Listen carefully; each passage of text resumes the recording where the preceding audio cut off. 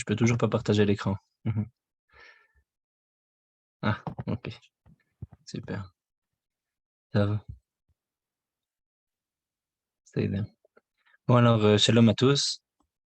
Le but, c'est d'essayer d'étudier maintenant le rapport entre la Torah et la psychologie d'une certaine manière, sous un certain angle en tout cas, et surtout sous l'angle de ce qu'on appelle les marchavot zarot, c'est-à-dire les pensées extérieures ou des pensées qui nous embêtent, surtout pendant la prière. Et il y a toute une littérature en fait dans le judaïsme à ce propos, surtout à partir de la chassidoute, qui a mis un grand euh, point à essayer de discuter cette question-là, de savoir dans quelle mesure on peut être conscient, on peut avoir le contrôle de nos pensées. Et donc, ce qu'on va faire aujourd'hui, c'est un premier cours sur la chassidoute. Il y en aura un ou deux autres après, j'espère. Et ensuite, on va parler du moussard et encore d'autres courants dans le judaïsme. Je signale déjà d'avance qu'il y a un doctorat très intéressant du journaliste Yehuda Ifrach qui a écrit sur justement les pensées. Il a écrit, je crois que c'est la thèse de doctorat, si je ne m'abuse. Elle s'appelle Alat, Amarchavot, Hazarot, Masarot, Rabbi Israël Baal Shem Tov, Bekitvet Talmidav.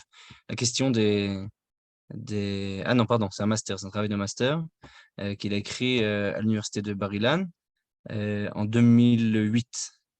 Où justement il parle de cette question, et alors c'est un travail de 150 pages sur cette question, et lui il prend toutes les questions aussi du Merkar, c'est-à-dire de la recherche à propos de la Chassidoute.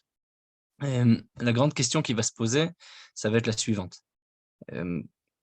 Qu'est-ce qu'on recherche? Pourquoi les rabbins, au fil des générations, surtout depuis plus de 200 ans, se sont occupés de ces questions-là et de manière intensive, et quelles réponses surtout ils ont proposées?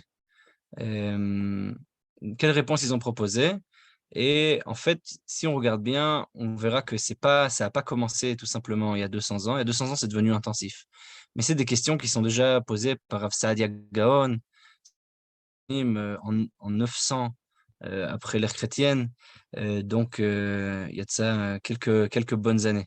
Il s'est passé quelque chose au fil du temps qui a fait que c'est devenu quelque chose de très important. Et cette chose, une de ces choses-là, c'est entre autres le fait que il y a eu des faux messianismes, comme Shabtai Tzvi, par exemple, qui ont fait qu'il y a beaucoup de gens qui se sont posé la question de la place de la pensée. Qu'est-ce que moi je pense? En quoi ce que moi je pense peut influer sur le monde? Et il y a eu aussi, surtout, avant Shabtai Tzvi, le Harizal, le Rav Yitzhak Luria, qui a développé toute une Torah de la Nitzotzot, c'est-à-dire le fait de pouvoir sortir des lueurs du divin, entre guillemets, des étincelles du divin qui sont dans le monde, par sa pensée, par sa parole. Et donc, l'homme a un impact sur le réel, et cet impact-là sur le réel, il est possible de faire un travail psychologique, et ce travail psychologique aura un rôle religieux. Et donc, ces aspects-là font que finalement, on a la possibilité, la nécessité d'utiliser notre pensée pour la Avodat Hashem, pour le rapport qu'on a envers Dieu. Le Kadosh, Rabbi Shai Horowitz, au 16e, 17e siècle, il propose déjà comment faire pour ôter ces mauvaises idées, mais chez lui, ça apparaît comme ça de manière à côté. Il dit Shiviti Hashem lenegdi tamid, il faut toujours penser à voir Dieu devant soi. L'homme doit faire un travail de visualisation. On a cette même idée-là chez le Rabbi Avraham Rimon et Rabbi Yitzhak Miyamin, etc. Des kabbalistes de cette même époque-là. On a cette idée-là qu'il faut essayer de visualiser le divin. Il y a certains livres qui parlent de faire un travail de méditation de telle sorte qu'on se visualise soi-même en dehors de soi et comme ça on arrive à se parler à soi-même. Il y a toutes sortes de choses qui sont exprimées. Le Rav Yosef Karo dans le Shulchan Aruch, il dit Amit Palel, Tsarir, Sheichaven, Belibo, Perush Amilot. Lorsqu'on prie, il faut comprendre ce qu'on dit, il faut avoir la kavana, il faut avoir l'intention. Lorsqu'on dit les mots qu'on dit, se concentrer dans les mots. Et ensuite, on va voir ce qui va se passer, mais il se passe quelque chose au fil du temps qui fait qu'avec la Kabbalah et le fait de mettre beaucoup d'intention dans l'intention justement et dans le mot qu'on dit, alors le fait d'avoir un contrôle sur sa pensée devient quelque chose de fondamental, surtout pendant la prière. Alors on commence comme ça avec la première source, le Keter Shem Tov, qui est un livre d'enseignement attribué au Baal Shem Tov, mais qui est tardif, qui date de la 2e ou 3e génération de la Chassidut, et qui dit la chose suivante. Betfila tzarich lashum kol kocho badiburim. Donc, quand on prie, il faut mettre toutes ces forces dans les propos, dans les paroles, dans les mots qu'on va sortir. C'est très intéressant puisqu'en hébreu, dibour, davar, le fait de parler, c'est aussi la chose. La parole est une parole créatrice et il y a quelque chose dans le fait même de parler, la force dedans, il faut se concentrer. Il y a une force de concentration. Et il faut passer ainsi de lettre en lettre jusqu'à ce qu'on oublie notre matérialité même. C'est-à-dire, dit le Baal Shem Tov, il y a une capacité à pouvoir, par la prière, arriver à un état extatique. Cet état extatique nous permet finalement de sortir de notre propre corps d'une certaine manière et on oublie notre propre réalité, c'est-à-dire on rentre dans une réalité qui est une réalité imaginaire. Donc on connaît aujourd'hui toutes sortes de choses comme ça qui sont liées à des méditations, de l'imagination, de l'hypnose, etc. On arrive à retrouver ça dans la prière. C'est-à-dire la prière a un rôle méditatif qui nous permet de passer de lettre en lettre. Monsieur le Baal Shem Tov, ce n'est pas les mots, ce sont les lettres. Et il faut penser que les lettres se joignent l'une à elles, l'une à l'autre, et se mettent ensemble, elles se mitrabrim, elles deviennent une, elles s'unissent. Et c'est une grande jouissance, un grand plaisir que les lettres s'unissent. Donc il y a ici un rôle de concentration à faire dans la prière qui est tel qu'on arrive à une sorte d'extase qui est basée sur les lettres. Donc on reconnaît ici un peu la Kabbalah de Rabbi Avraham Aboulafia, qui dit aussi comment se concentrer sur les lettres, etc. Donc il y a ici un enseignant kabbalistique, mais qui est amené vers un côté extatique pour arriver à oublier son propre corps. Vezeu olam hayetzira. Et ça, c'est le monde de la création. Donc quand on parle de création, il s'agit en fait d'une création psychologique. C'est-à-dire le fait de pouvoir créer par son propre esprit un état d'esprit dans lequel on est et on va se sortir de son propre corps. Il y a un travail méditatif à faire. Et en fait, ce serait ça la prière ultime, selon le Baal Shem Tov. C'est-à-dire une prière qui nous fait nous concentrer sur les lettres et oublier notre propre corps. Une fois qu'on a fait ça, alors on peut s'élever aux lettres supérieures. Quelles sont les lettres supérieures? Les lettres de la pensée. Velo ishma mashu medaber. On arrive à un tel degré qu'on n'entend même plus ce qu'on dit. Vezeu ba leolam abriya. Et alors là, on arrive au monde de la création. Vecharkar ou ba lemidat ain. Et ensuite, on arrive à un degré supérieur qui est le degré d'abnégation totale. On s'annihile devant le divin. Où toutes nos forces matérielles, elles sont annihilées complètement.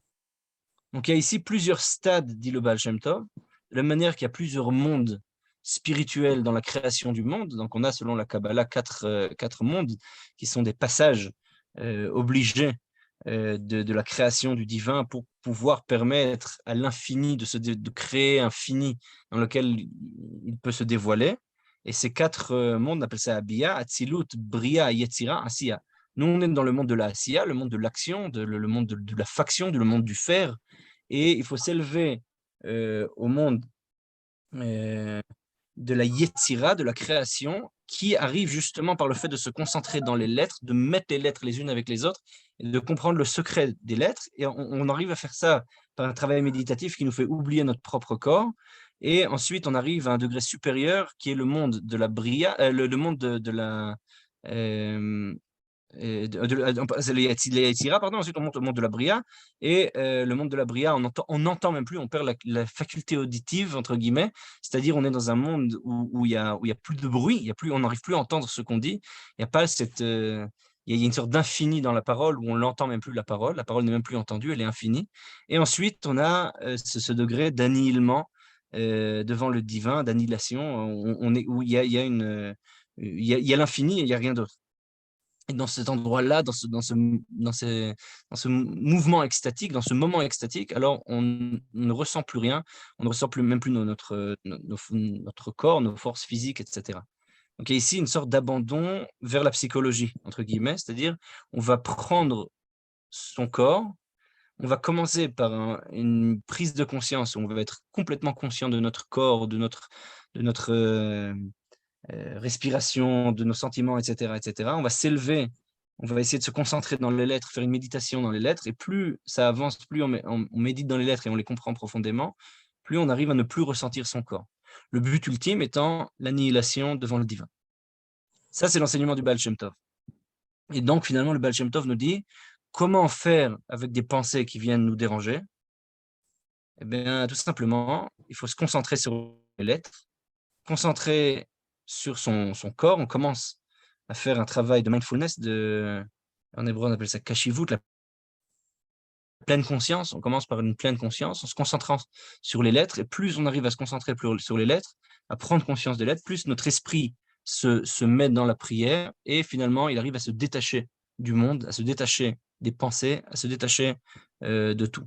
Bon, ça a l'air d'être quelque chose d'extraordinaire qui est absolument inaccessible au commun des mortels, sauf certaines personnes qui méditent beaucoup, qui font ça tout le temps. Et ça a l'air extrêmement compliqué à atteindre ce niveau-là de prière. Comment on peut arriver à un tel niveau?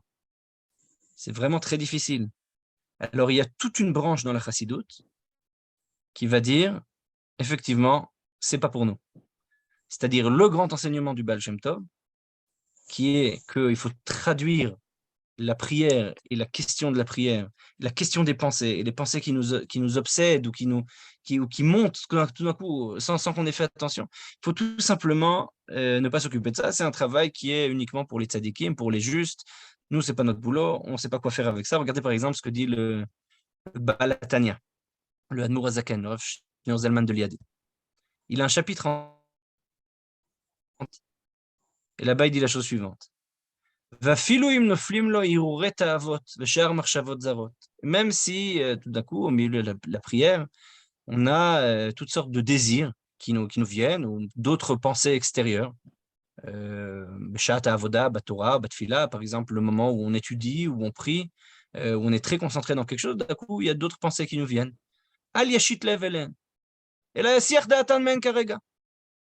la seule réponse valable, c'est tout simplement de ne pas faire attention à ça, ce qu'on appelle en hébreu asachat da'at, c'est-à-dire le fait d'éloigner sa pensée. On essaie de refouler ça d'une certaine manière, ou de l'éloigner en pensant à autre chose.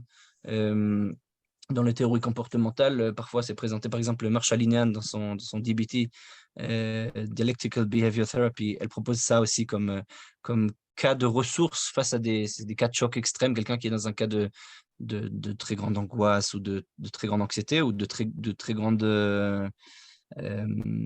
colère. Et alors, elle propose, par exemple, de penser à autre chose, de faire autre chose, d'aller prendre une douche, de regarder un film, de sortir, de changer les idées pour essayer de changer justement ce qu'on ressent. Il dit le Admor Azakan la même chose. Il dit dès qu'on a ces idées-là, ces pensées-là qui nous viennent, des pensées, par exemple, quelqu'un il pense à manger. Au milieu de la prière, il est occupé à manger, ou il pense à des relations charnelles, amoureuses, ou alors il pense à peu importe, n'importe quel tava, n'importe quel désir qu'il peut avoir, ou il pense à ses affaires, à son business, etc. Au milieu de la prière, nous dit l'Admor Azaken, ou alors pendant qu'il étudie, nous dit l'Admor Azaken, il ne faut pas faire attention, on laisse ça de côté, on s'occupe avec autre chose, on prend quelque chose d'autre pour s'occuper. Là, on éloigne cette pensée-là de cette manière-là. On appelle ça asachat da'at, c'est-à-dire mettre sa pensée à autre chose, changer de cadre, changer de lieu, changer de paradigme. Pour l'instant, on s'en occupe pas.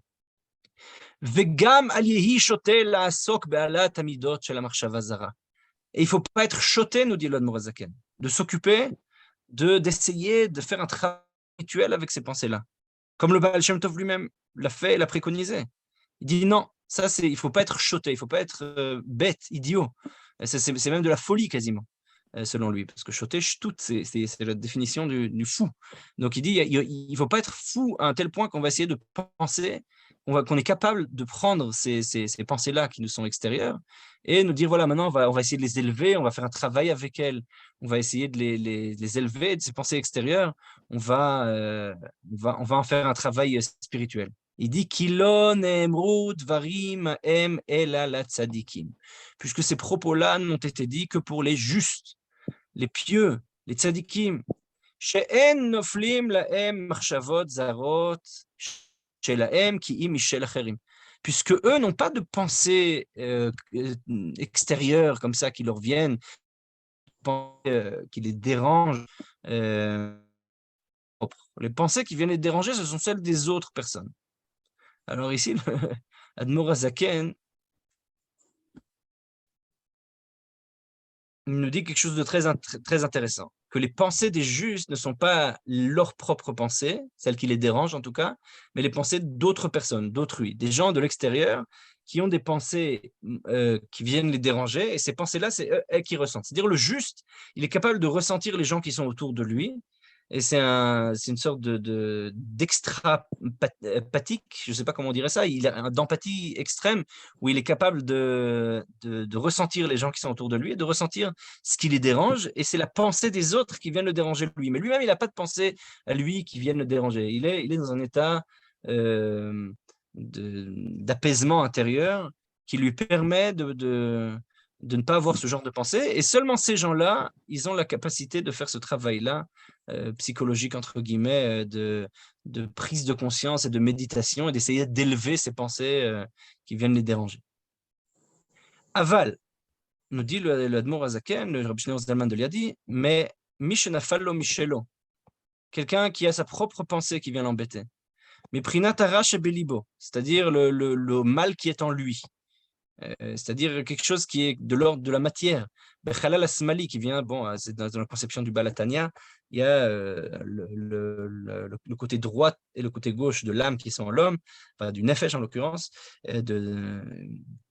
c'est pas forcément l'âme, c'est les forces vitales. Comment c'est possible de prendre ça et de l'élever, alors que lui-même, il est lié en bas. C'est-à-dire que lorsque l'homme est lié encore à la matière, il n'arrive pas à faire ce travail duquel le Baal Shem Tov va parler, de s'élever. Mais il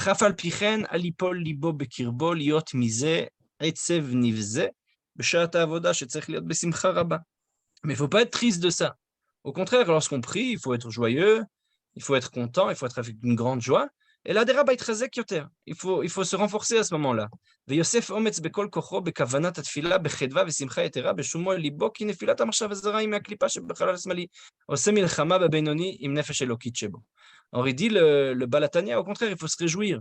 Lorsqu'on a ce genre de pensées qui arrivent, qui adviennent pendant la prière, eh bien, c'est la preuve qu'on a cet aspect gauche, du côté gauche de nos forces vitales, de notre nefesh, qui vient et c'est une guerre interne entre l'aspect divin qui est en l'homme et l'aspect animal qui est en l'homme, et ces deux aspects luttent l'un envers l'autre. Et si on a ce genre de pensée, c'est parce que l'aspect divin en nous se réveille, et c'est un bon signe, il faut se réjouir. Ça y est, on est enfin relié au divin, on est en train de faire quelque chose de bien, et donc les forces bestiales, entre guillemets, les forces animales qui sont en nous, viennent se réveiller pour empêcher que cela ne prenne le dessus. Et donc, c'est très bien, quand on voit ce genre de choses, c'est le signe qu'il y a une lutte intérieure, c'est le signe qu'on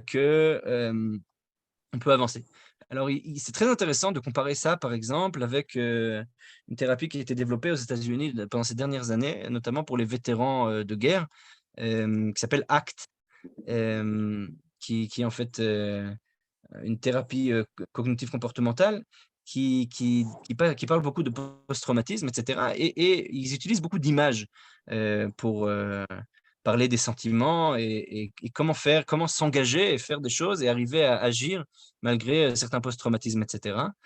C'est beaucoup utilisé par les vétérans de guerre, notamment.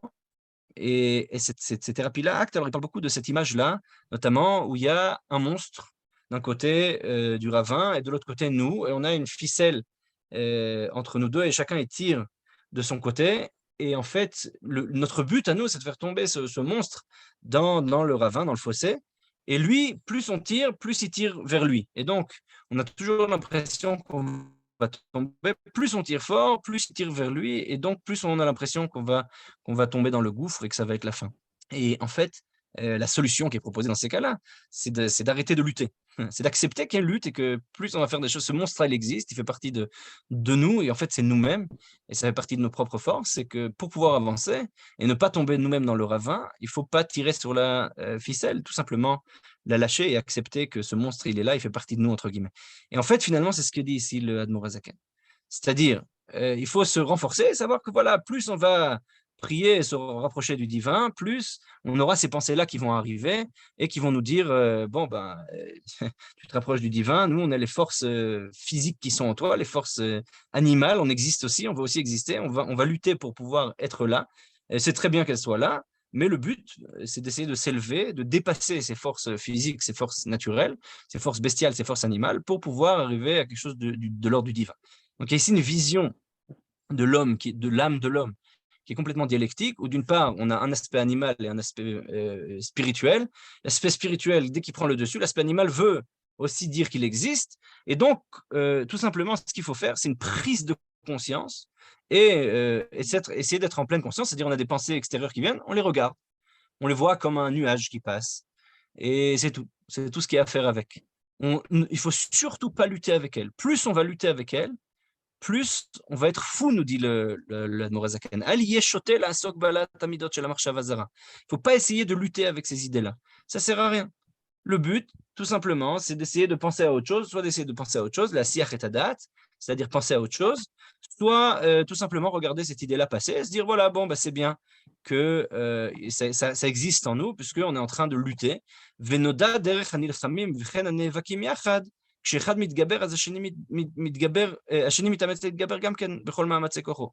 chemin des vaillants guerriers et de tous ceux qui luttent, que lorsque l'un prend le dessus, alors le deuxième qui en face veut aussi lutter plus, et plus il y en a un qui prend le dessus, plus l'autre, ça va réveiller en lui une volonté des velléités, une volonté guerrière.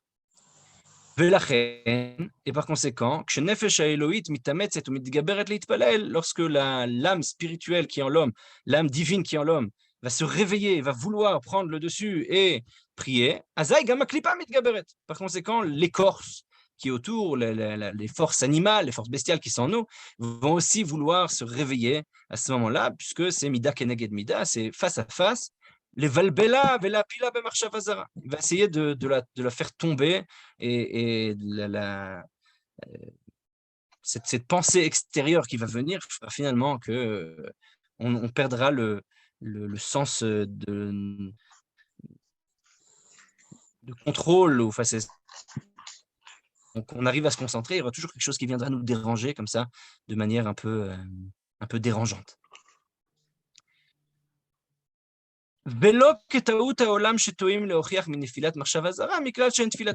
Et dit, c'est pas comme les gens dans le monde qui pensent que lorsqu'on a une mauvaise pensée, ça veut dire qu'on n'est pas vraiment concentré. Ça veut dire qu'on n'est pas vraiment dans la prière. Il dit non, il faut pouvoir penser qu'on est vraiment en train de prier, on est vraiment en train d'être là, dans le moment présent. Et ça arrive qu'on ait des pensées qui arrivent. C'est tout à fait humain, c'est tout à fait logique, c'est tout à fait naturel. Même un système qui est la preuve qu'on est vraiment en train de s'élever spirituellement. Parce que si c'était la preuve qu'on n'était pas concentré, il y a des gens qui pensent ça, que si on avait prié correctement, on n'aurait pas eu de mauvaises pensées. Et il dit, ils auraient eu raison si on n'avait qu'une seule âme. C'est-à-dire, si l'homme n'avait pas cette dualité, cette dialectique entre un aspect bestial, un aspect animal qui est en lui, et un aspect spirituel. Et donc, le fait de comprendre l'âme de manière dialectique, c'est-à-dire de manière où il y a justement ces deux aspects-là qui sont toujours confrontés l'un à l'autre, eh bien, fait qu'il y aura toujours des pensées qui sont extérieures et qui viendront titiller, qui viendront embêter, qui viendront justement dire « Eh oh, on existe, on est là, ne nous oublie pas, nous, on est le corps, nous, on est les désirs naturels, on est la volonté de puissance, la volonté d'être, on est là, et on veut venir aussi s'exprimer. » Et donc, dit le Admor HaZaken, si on n'avait qu'une seule âme, eh bien, on pourrait prier sans être dérangé, étudier sans être dérangé, on n'aurait pas de pensées qui viendraient nous déranger. Mais le fait qu'il y ait des pensées qui viennent nous déranger, eh bien, c'est la preuve finalement qu'on a une âme qui est double et qu'on a ces deux aspects qui sont en nous. En réalité, ce sont deux âmes, deux forces vitales qui se battent l'une avec lui dans le cerveau de l'homme. Chacune d'elles, elle a cette volonté-là de conduire l'homme et d'avoir le contrôle. Veliot à moach memoulé, et que le cerveau il soit empli d'elle et uniquement d'elle. Et tous les pensées de Torah et de crainte du ciel qui viennent de l'âme divine, de l'aspect divin qui est en nous, et tous les éléments du monde, les choses qui sont liées au monde, elles viennent de l'âme physique, animale qui est en nous. Sauf que l'âme divine, elle est habillée en elle. C'est comme, on va donner un exemple, nous dit le Admour Azaken, Rav Shneur Zalman de Liadi, un homme qui prie avec kavana, avec intention. Veomed lenegdo oved gilulim, racha. Et se tient devant lui un idolâtre qui est pas très sympathique, pour le dire gentiment. Il fait exprès de parler avec lui et de l'embêter pour de parler à voix haute pour essayer de le rendre confus. שזאת עצתו בוודאי שלא להשיב לו, מטוב ועד רע, ולעשות עצמו כחירש, ולא ישמע לקיים מה שכתוב, אל תען כסיל באיוולתו, פן תשווה לו.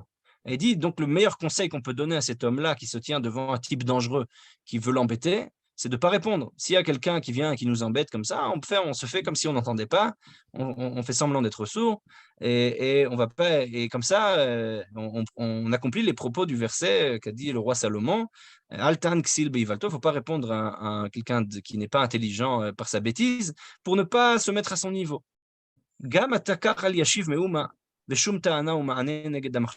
Ainsi, toi aussi, lorsque tu as ces genres de pensées, n'essaye pas de répondre à ces pensées extérieures. Puisque si on rentre dans le conflit avec des forces qui nous sont mauvaises, et bien finalement, on se met nous-mêmes à un niveau, on devient nous-mêmes mauvais. On rentre nous-mêmes dans cette lutte debout, alors on fait partie, on se met de la boue sur soi-même en luttant. Il faut faire comme si on n'entendait pas, comme si on ne savait pas, comme si on n'entendait pas et on ne voyait pas ces pensées-là, qui nous sont arrivées tout d'un coup. Donc il y a vraiment ici un concept de atraka, comment on dit atraka déjà en français, j'ai oublié le mot m'échappe. De refoulement. Refoulement, merci, refoulement. Merci. Ve'asirem mida'ato, et il va enlever ça de sa pensée. Ve'yosif ometz bekoach, et il va ajouter de la force. Bekoach kavanato, à son intention, à sa concentration. Ve'im yakshelo la'asirem mida'ato, mipnei sheturdim da'ato me'od, bechazka, azai, yashpil nafsho l'Hashem, ve'yitchanen lo yitbarach be'machshavto, lerachem alav berachamav amerubim. Et il dit, à ce moment-là, on va essayer de se concentrer plus sur les mots et plus sur soi-même et se rendre compte que voilà, on est en train de prier et que c'est magnifique qu'on ait la possibilité d'avoir ces deux forces en nous. Et si on n'arrive pas et que ces pensées continuent à nous embêter, alors qu'est-ce qu'on fait?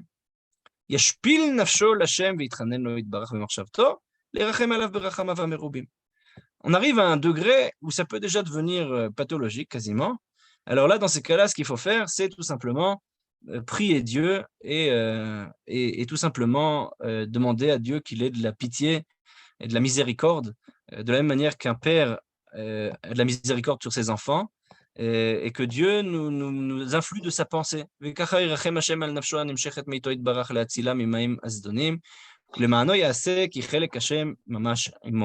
Comme étant donné que l'homme a une partie du divin en lui, son âme en l'occurrence, alors s'il prie devant Dieu et lui dit « Dieu, aide-moi, j'arrive pas à gérer mes pensées », et ben finalement, le fait qu'il va prier de cette manière-là, c'est le dernier recours, quoi, c'est ça qui peut l'aider. Bon, alors on voit ici deux approches complètement différentes. On a le Baal Shem Tov qui nous dit « il y a un travail méditatif à faire pour pouvoir prier comme il faut », et on a le Admor Hazaken donc qui est le disciple du Maggid de Mezrich, qui était le disciple du Baal Shem Tov, qui dit, mais pas du tout, ce dont le Baal Shem Tov parle, c'est uniquement pour les justes, c'est uniquement pour les tzadikim. Nous, ce qu'on peut faire, c'est penser à autre chose. Le maximum, c'est regarder ça passer comme un nuage et se rappeler qu'on a deux forces en nous, une force spirituelle, une force animale, entre guillemets, et que si la force spirituelle s'élève, alors la force animale aussi, et si on a ce genre de pensée qui vient du côté animal, alors c'est forcément que la force spirituelle est en train de s'élever, il faut se réjouir de ça. Si on n'arrive pas à se réjouir et qu'on n'arrive pas à prier avec ça, et que ça nous dérange quand même, alors il faut essayer de penser à autre chose. On n'arrive pas à refouler, alors on va prier, on va pleurer dans sa pensée, et on va dire, en pensée, tout ça c'est en pensée.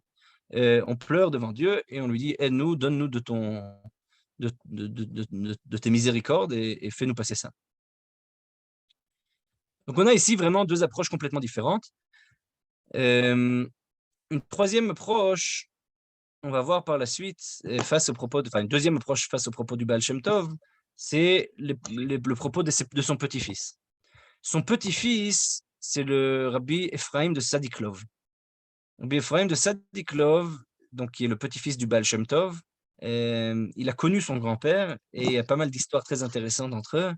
Le Baal Shem Tov avait un grand amour pour lui, il le prenait souvent sur ses genoux, etc.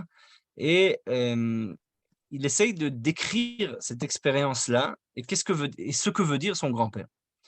Dans son livre Degel Machne Ephraim sur Parashat Shemot, il dit la chose suivante. וזהו שאמר הכתוב, וירא אליו מלאך השם בליבת אש מתוך הסנה. היינו בתוך עבודתו בהתלהבות אש ובדבקות גדול, בא לו הסנה, שהוא מחשבות זרות כנ"ל. Alors il dit le Degel Machne Ephraim quelque chose d'extraordinaire. Vous voyez le buisson ardent qui brûle et qui n'est pas consumé? Eh bien, en fait, il s'agit de pensées extérieures qui viennent à l'homme. Le buisson ardent est un machal, est une métaphore pour les pensées qui viennent obnubiler l'homme. Et en fait, nous dit, lorsque le verset dit qu'un ange divin s'est dévoilé dans le feu, eh bien, en réalité, il s'agit de la vitalité que l'homme peut ressentir lorsqu'il est dans son lien avec le divin, lorsqu'il est dans ses rapports extatiques, et le buisson représente ses pensées extérieures. Donc on a d'un côté cet aspect, cette volonté de se rapprocher du divin, c'est le feu, et de l'autre côté, on a le buisson ardent qui est les pensées extérieures, les marchavot zarot. Vayomer Moshe, asurana hainu efne marchavotai. Et Moshe dit, lis-moi à toi, c'est-à-dire, je veux enlever ces pensées-là. Vasir kol davar atordi marchavotai, et je veux enlever toutes les choses qui m'empêchent, qui obnubilent ma pensée. Verem adua lo ivar asne, et je veux pouvoir voir pourquoi le buisson ne brûle pas. C'est-à-dire, nous dit Rabbi Ephraim de Sadiklov, quel est le sens de ce midrash? C'est que Moshe s'était posé la question, comment il peut se rapprocher de Akadosh Baruch Hu de telle sorte qu'il n'y ait pas ces pensées-là qui viennent l'embêter. Puisque ces pensées-là, elles l'empêchaient de se rapprocher. Il dit qu'il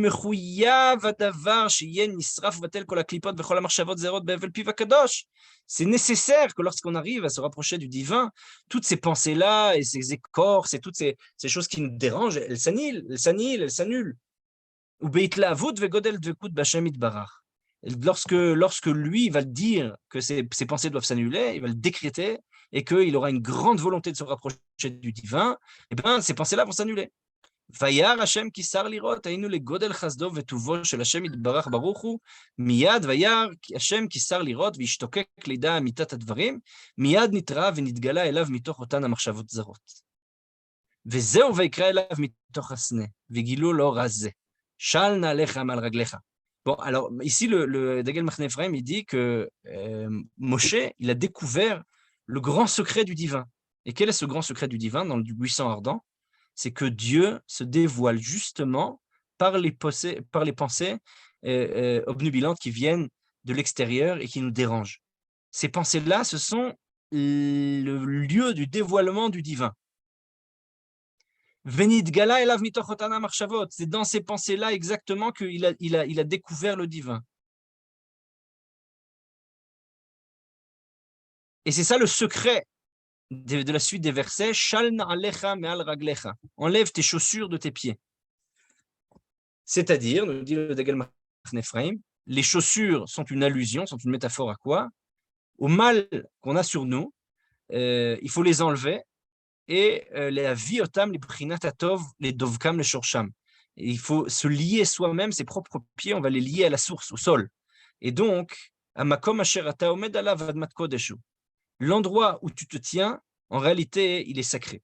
Aïnou, c'est-à-dire, shebehemet ata hu omed al makom kodesh. Toi, en réalité, tu te tiens sur un endroit qui est saint, qui est sacré. Madrega kdosha, ou tfilatra kdosha, et ton degré de spiritualité est saint, et ta prière est sainte. Et le fait que te viennent des pensées extérieures au milieu de la prière, ou anochi eloke avicha, c'est moi, le Dieu de ton père, de tes pères. Les shon ta'ava, kmova vita teila, c'est à propos de désir. Le fait qu'il y ait un dévoilement du désir, c'est en réalité un dévoilement du divin. Du fait qu'il y a du divin, de la divinité, dans le désir de vie, dans le désir de manière générale, dans la volonté de puissance, il y a quelque chose de l'ordre du divin. Or, Dieu se dévoilant à l'homme, se dévoile par ces pensées-là. Donc justement, ce qui nous semble le plus contraire intuitivement à Dieu et ce qui nous empêche de nous rapprocher de Dieu, en réalité, c'est là que Dieu se dévoile. Puisque dans ces pensées-là qui viennent nous embêter, généralement, ce sont des désirs de vie, ce sont des volontés qui viennent de l'éros, même si ça vient du thanatos d'une certaine manière. C'est aussi une volonté de vie, c'est une volonté de puissance, c'est une volonté d'agir, c'est une volonté de faire, c'est une volonté d'être au monde.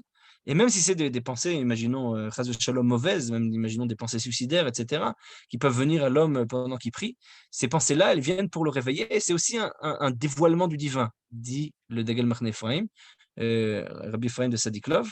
Aïnou nitzotzin kadishin, ce sont des étincelles du divin, chez Naflou Mishorsham, qui sont tombés de leur source, de leur racine, Mishtokekim ou Mitavim, letaken otam velalotam le Shorsham.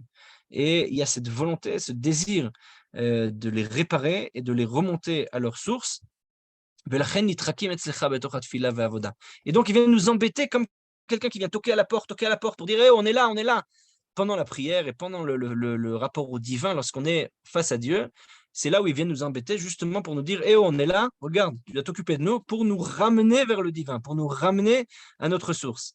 Et il y a en ça plusieurs degrés. Yesh Eloke Avraham, il y a le Dieu de Avraham, c'est-à-dire les pensées qui viennent de chesed, qui viennent de la bonté, de la générosité, de cet aspect-là d'une certaine volonté de faire, d'agir, de donner, d'influencer. Midat Avraham, la vertu d'Avraham, Prinat Elokut Shebo, et la divinité qui est en lui, Mitavel Shorjo. En réalité, c'est cette volonté-là, elle cherche à atteindre le chesed, elle cherche à atteindre la source du chesed.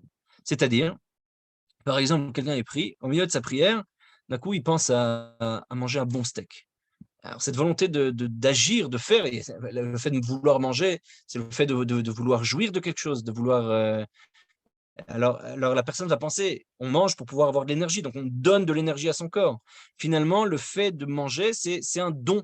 C'est un don qu'on fait avec son corps. Quelqu'un voudrait, je sais pas, pense à faire de la gym, pense à faire de la musculation, pense à faire, je sais pas, pense à la sensation qu'il peut avoir après un effort physique. Et cette sensation-là lui procure un plaisir. Alors, ce moment-là de ta'anouk, de onek, de plaisir, de jouissance, c'est un don qu'il fait à son corps. Comme la Gemara le dit à propos de Hillel Azaken, qui allait au Bet Amerchatz, qui allait au bain thermo, et il a dit je fais du chesed. On lui dit tu fais quoi? Ses disciples ont dit tu fais quoi comme chesed, tu fais quoi comme bonne action? Il dit je fais de la bonne action avec mon corps, je donne à mon corps. Donc en réalité, ce sont des choses qui viennent de midat chesed, qui viennent de la bonté. Lorsqu'on veut donner, on veut se donner à soi-même, on pense à soi-même à un plaisir qu'on pourrait avoir. Alors ça, ce sont des pensées qui viennent de là, c'est chesed. Alors il faut penser, nous dit Rabbi Ephraim de Sadiklov, à comment c'est lié à la bonté divine. Par exemple, quand on pense à un steak, tout de suite, on pense le steak, c'est la bonté divine, et ensuite, on pense à Dieu. On peut continuer sa prière de cette manière. Il y a des pensées qui viennent de Elokei Yitzhak, qui viennent du dévoilement du divin par la vertu d'Yitzhak. Et Ainu Marchavot Meprinat Gvura. Ce sont des pensées qui viennent de la rigueur, de la force. Alors, ce que Freud, par exemple, a appelé vers la fin de sa vie le thanatos, c'est-à-dire le fait de vouloir, par exemple, nuire à autrui, ou la peur. des pensées qui sont anxieuses, anxiolytiques, ira va fachad, bechinat Yitzhak. Et ça, il faut penser à la crainte supérieure. C'est-à-dire à quel point, finalement, Dieu est le Dieu ultime et on n'a peur que de Dieu, etc. Et si on arrive à se concentrer sur ça, on arrive à remonter ces pensées extérieures en les évacuant en pensant au divin. C'est-à-dire on fait, en fait, d'une certaine manière, une sorte de, de tmoura, de changement, de métamorphose de la pensée. À la place de penser simplement à la peur et à l'angoisse, alors on pense à la peur du divin. Et finalement, de cette manière-là, la pensée est catalysée de cette manière-là et elle ne nous embête plus. Et Elokei Yaakov, le Dieu de Jacob, c'est Midat Tiferet, c'est la vertu de Tiferet, la vertu de la splendeur. Ba Tiferet vegadlut, itpaarut, pardon, ba itpaarut vedlut. Par exemple, on pense au kavod qu'on veut avoir, à comment on veut être bien vu, à nos habits, à ce qu'on va penser, à ce qu'on va porter demain, à, je sais pas, telle et telle chose qu'on va faire pour qu'on soit accepté, qu'on soit mieux vu, etc., etc. Alors ça, ces pensées-là, il faut les remonter à leur source. La source, c'est que Dieu est la splendeur de toute chose et que Dieu est à la source du monde. Et surtout pas les annuler, surtout pas les annuler. Chas v'shalom minat tefila. Il faut surtout pas essayer d'annuler ses pensées et de dire bon, on va penser à autre chose, etc. C'est un travail à faire. Donc ici, on a une discussion, une dispute entre guillemets entre deux disciples directs et indirects du Baal Shem Tov, en tout cas, c'est disciples directs du Maggid, les deux, du Maggid de Mezrich, Rabbi Ephraim de Sadiklov et le Rabbi Shneur Zalman de Liadi. Et en fait, ce sont deux courants de pensée dans la Chassidut qu'on va retrouver sur comment gérer les pensées étrangères. D'un côté, il y en a qui disent le Baal Shem Tov, ce qu'il a dit, c'est uniquement pour les tzadikim. Nous, on ne s'occupe pas de ça. Il faut refouler tout. Il ne faut surtout pas s'occuper. Il faut se rappeler qu'on a en nous deux forces. Et dès que ça vient, il faut faire de la pleine conscience, regarder, passer, ça s'en va. Si on n'arrive pas, on va faire autre chose pour éviter de penser à ça. Si on n'arrive toujours pas, on pleure devant Dieu et c'est tout. Ça, c'est le Admor Hazaken. D'autre part, on a le Degel Machne Ephraim, Rabbi Ephraim de Sadiklov, qui dit non, les pensées, il faut regarder d'où elles viennent, quelles sont leurs sources, les remonter à leurs sources, essayer de voir quelle vertu du divin vient se dévoiler dans ces pensées. Ces pensées-là sont le dévoilement même du divin. Ce sont des pensées qui viennent dire toc, toc, toc, on est là. On veut que tu nous regardes et finalement, on est le divin qui est en toi. Viens, regarde où Dieu se dévoile dans ta vie. Et si, par exemple, maintenant, la personne, elle pense à comment être vue par les autres, et etc., elle a des pensées de kavod, d'amour et d'acceptation par les autres, etc., alors c'est Midat Yaakov, c'est le Dieu du dévoilement de Jacob, c'est Midat Atiferet, il faut remonter ça. Dieu se dévoile dans toute la splendeur, penser à la splendeur du monde, et hop, ces pensées-là, elles se joignent automatiquement. Il y a une sorte d'automatisme qui est fait dès qu'on arrive à regarder la pensée en face dans les yeux, lui donner de la place et tout simplement lui donner un nom. Et donc, en fait, c'est une autre sorte de prise de conscience. Et donc, c'est une prise de conscience, on regarde le sentiment et la pensée qui vient nous déranger, et dit surtout chas v'shalom, surtout pas essayer de la dégager. Il faut la regarder en face dans les yeux et dire d'où elle vient, essayer de la lier au divin. Il y a une expression yiddish qui est rapportée aussi dans le livre de Droyanov, qui dit il vaut mieux penser à Dieu en parlant à une femme que penser à une femme en parlant à Dieu. Ça, c'est l'expression de l'expression yiddish. L'idée qui est derrière, en fait, c'est que il dit le Degel Machne Ephraim, non, quand tu penses par exemple à une femme en parlant à Dieu, alors tu dois penser que c'est la mida du chesed, c'est le fait de vouloir, de vouloir par exemple amener des enfants, de vouloir faire de la bonté dans le monde, le fait de vouloir donner et donner et recevoir, qui est lié au mida de chesed. Et donc, par conséquent, on se rapproche de Dieu, qui Dieu est le Dieu de la bonté, Midat Avraham, etc. C'est-à-dire qu'on a un travail à faire, on peut penser à Dieu en parlant à Dieu, justement parce qu'on a des pensées qui sont différentes. Ça, c'est l'approche de Rabbi Ephraim de Sadiklov. Une troisième et dernière approche est celle de Rabbi Nachman de Breslav. C'est la dernière aujourd'hui, on a encore beaucoup d'autres dans la Chassidut. J'essaye de présenter simplement les grands courants. En fait, on va pouvoir dire qu'il y a encore beaucoup d'autres Chassidim qui, chacun est de Admorim, qui vont reprendre ces mêmes mouvement avec des nuances quelque peu différentes. Mais Hashem, j'espère en parler la prochaine fois. Mais finalement, on voit ici qu'il y a déjà trois grands courants. Ces trois grands courants vont nous permettre de comprendre ensuite ce qui s'est passé par la suite et quels sont les autres courants et ce qui s'est passé ensuite. Mais là, ce sont vraiment les trois grands courants. Donc, Rabbi Nachman de Breslav, il dit la chose suivante. Aval kshadam lorsque l'homme il va prier, Azaï baim marshavot zarot. Évidemment, viennent des pensées extérieures, ou clipotes et des écorces, ou mesabevin oto, et elles lui font tourner la tête. Venishar bachoshech, et l'homme reste dans l'obscurité. Ve'en yachol leitpalel, et c'est impossible pour lui de prier de cette manière-là. Ainsi qu'il est dit dans Echa, sakota ve'anan lach, mais avor tefila. Et tu es comme dans un nuage qui t'entoure et qui empêche ta prière de monter. Et c'est marqué aussi dans Teilim, Saviv Reshaim italachun. Les impies, les Reshaim, ils marchent autour du pot, ils n'arrivent pas à rentrer au bon endroit. Shar Reshaim, on nous dit Rabbi Nachman de quoi il s'agit. Les Reshaim, c'est quoi les impies desquels on parle? Aïnou klipot, ce sont les écorces, ce sont ces pensées extérieures. Mais ça bevin noto, elles nous font tourner la tête. On est toujours occupé, omnubilé, par des pensées extérieures. Qu'est-ce qu'on va manger, qu'est-ce qu'on a mangé, qu'est-ce que le nadlan, les asakim, l'argent, etc., compte en banque, le truc, un tel, machin. Ça, tout ça, c'est des rechaïm qui sont autour de notre tête. Grum zulat. Aïnou beshat tfila. Il faut enlever ça au moment de la prière. Shi omedet berumo sholam, parce que le Talmud dit que la prière se tient au-dessus du monde. Donc on arrive à s'élever au-dessus de ce nuage de problèmes. Donc Rabbi Nachman, il utilise ici comme métaphore le fait d'avoir un nuage noir au-dessus de la tête, comme on a dans les dessins animés. On a un nuage noir au-dessus du mec qui marche, il y a de la pluie qui lui tombe dessus, peu importe où il va. Et bien ici, c'est pareil, on a ici ce nuage noir de pensée qui nous embête, un nuage qui fait d'écorce. Et en fait, tout ça, il faut essayer de le dépasser par la prière, parce que la prière nous permet de s'élever au-dessus de ce nuage-là. Veda, sache. Il y a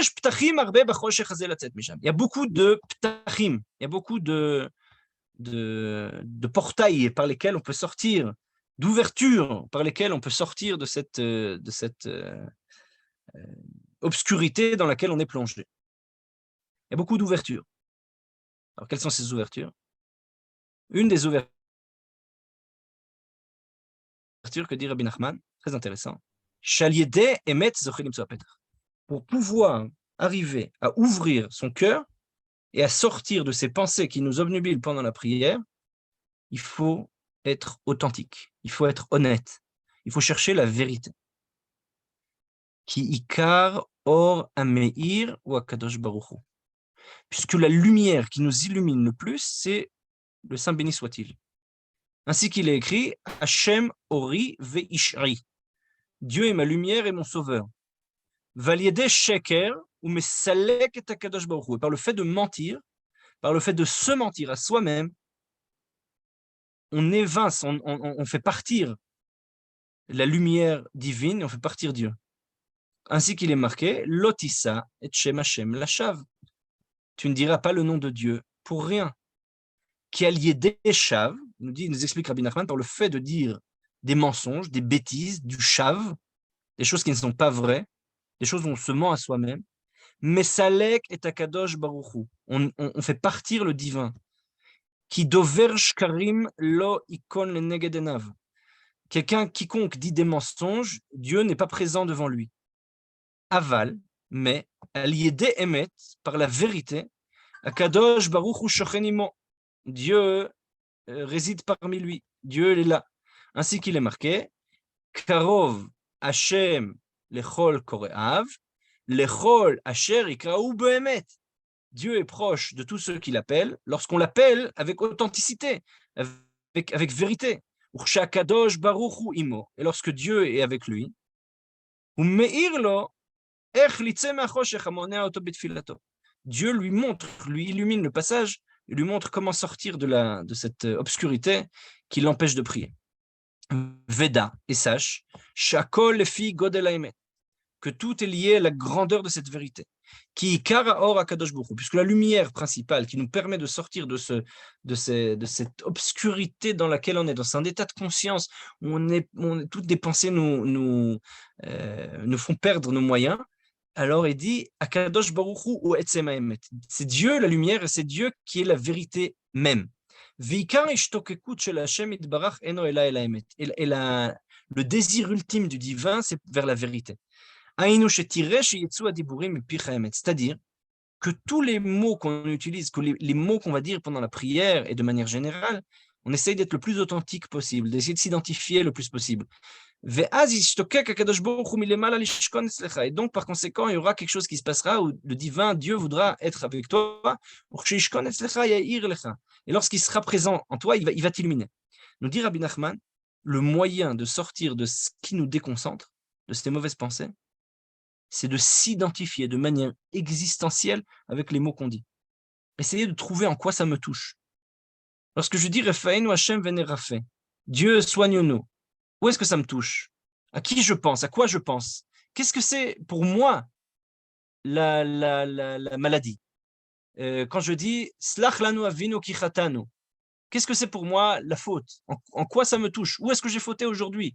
Qu'est-ce que je peux faire mieux? En quoi ça me touche? Qu'est-ce que j'ai fait maintenant? Essayer de chercher en quoi ça me touche. Où est-ce que moi je suis intégré à ça? À partir du moment où ça m'engage existentiellement, de tout mon être, alors à partir de ce moment-là, Akadosh Baruch Hu, il est présent. Et quand Akadosh Baruch Hu, il est présent, alors on pense plus à autre chose. En fait, ce qu'il dit Rabbi Nachman, il dit pour pouvoir se concentrer réellement, pour pouvoir faire ce travail-là, d'ouvrir les lettres, il appelle ça Tzor Taseh la Teiva, il faut faire une lumière dans les lettres, il faut ouvrir les lettres. Comment on ouvre les lettres?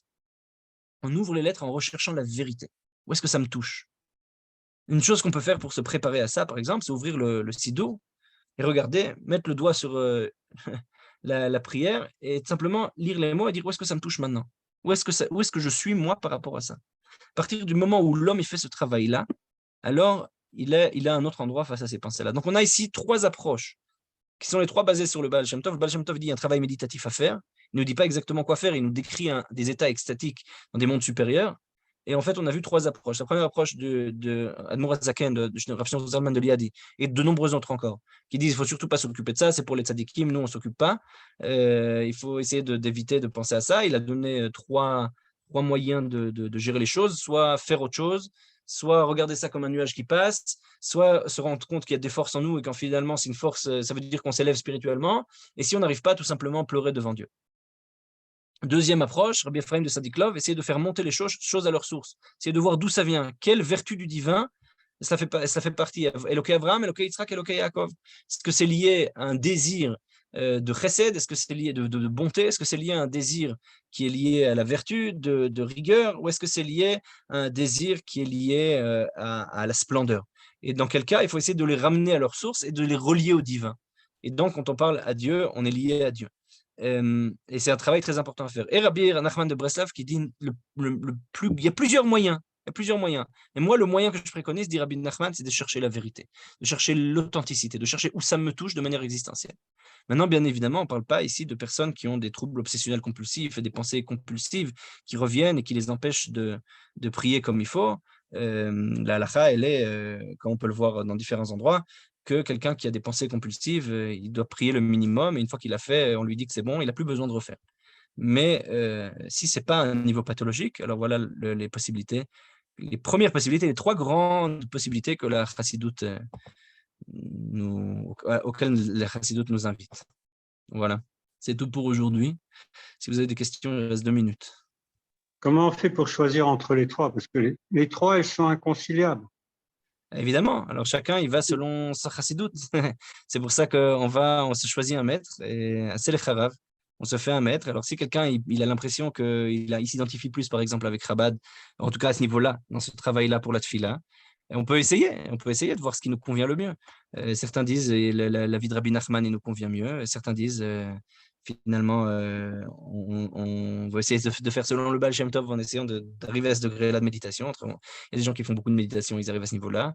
Et il y a des gens, ils vont dire non, ben, moi je fais comme Rabbi Ephraim de Sadiklov, essayer de faire monter les choses à leur source. Chacun selon ce à quoi il s'identifie. Ouais, moi, il y a quelque chose que je n'ai pas compris par rapport à la chita de Rabbi Nachman. Lui, il parle, quand tu dis il faut chercher ce qui nous touche le plus et le émettre quoi, dans la dava, il parle de la tfila qu'on est en train de faire, il n'est pas en train de parler, ou il parle de la pensée dans laquelle on est parti. Je n'ai pas compris. Non, il dit il faut essayer les mots qu'on dit. Les pensées, ce sont des pensées. Alors, merci de l'avoir dit, c'est très important. Il y a une différence entre ce qu'on pense et ce qu'on dit. Ce n'est pas la même chose. Ce qu'on dit agit. Ce qu'on pense, pas forcément. Et donc, essayer de trouver l'authenticité, la vérité dans ce qu'on dit. c'est-à-dire les mots qu'on va sortir lors de la prière, ou lorsqu'on parle avec un ami, ou lorsque on étudie la Torah, les mots qu'on dit. Est-ce qu'on les dit par automatisme, par machine? Salut, ça va et toi? On continue. Est-ce que je pense vraiment ça va? Est-ce que ça veut dire quoi ça va pour moi? Ça veut dire quoi? Est-ce que salut, ça veut dire quoi salut? Quand je dis salut à quelqu'un, ça veut dire quoi? Est-ce que je suis vraiment présent quand je dis ça? À partir du moment où je cherche cette authenticité-là, alors après, je suis plus obnubilé par ces pensées-là, puisque ces pensées-là, elles viennent quand il y a une sorte de vacuum, qu'il y a une sorte de blanc qui se fait dans l'esprit. Voilà, c'est ce que dit Rabbi Nachman d'une certaine manière. J'ai compris, merci. Et deuxième question, mais si jamais tu le traites dans un autre cours, tu diras. Par rapport, c'est de là qu'est venue l'idée d'ailleurs de te demander le shiur. Pourquoi dans les toilettes, par exemple, on doit contrôler ses pensées et ne pas penser à de la Torah, par exemple? Alors, comment ça veut dire ça va tout à four, là. Bah, justement, les toilettes, c'est le lieu où tu n'es pas censé parler, selon la halakha. Tu n'es pas censé parler, tu n'es pas censé t'exprimer, à moins qu'il y ait un danger, etc. La halakha, elle dit qu'on doit être silencieux aux toilettes. C'est l'endroit où on exprime plus sa matérialité, d'une certaine manière, puisqu'on revient à la matérialité. Et donc, ce n'est pas un lieu où on veut exprimer forcément ce rapport au divin. Ce n'est pas le lieu ni l'endroit. Et donc, par conséquent, c'est un lieu où il faut essayer de s'élever à ce niveau-là pour pas penser au divin à ce moment-là. Mais malgré tout, si on avait des pensées, par exemple, aux toilettes, alors on dit, Rabbi Ephraim de Sadiklov, tu gardes cette pensée-là, et dès que tu sors des toilettes, tu penses en quoi c'est lié au divin. Dis Non, il y a une pensée liée au divin, déjà, dans les toilettes. C'est assourd. Justement, aux toilettes, il ne faut pas y penser. Mais ce qui est très intéressant, c'est qu'on parle justement dans la tfila ici. Ça veut dire, généralement, on parle surtout dans la tfila, pas autre chose. Mais Oui, par exemple, le Khatam Sofer, il donnait un c'est-à-dire qu'il y conseil, a- c'est de faire des mathématiques aux toilettes. Ah ouais. Non, parce que En fait, quelquefois, c'est l'agita contrôler ses pensées dans tous les sens. Ça veut dire, il faut savoir les contrôler pour aller vers le divin, mais aussi quand on va vers le divin, il y a des moments où il faut savoir ne pas être dans le divin. D'accord. Shmuel, en fait, c'est la chita du Balatania qui parle de se déculpabiliser, en fait. D'accord. Les Rom Imasheyesh. Exactement. Le Balatania, il dit, ça y est, si ça vient, c'est que bon, c'est la preuve qu'on est en train de s'élever spirituellement. Alors voilà. Toda rabba. Tov. Toda rabba.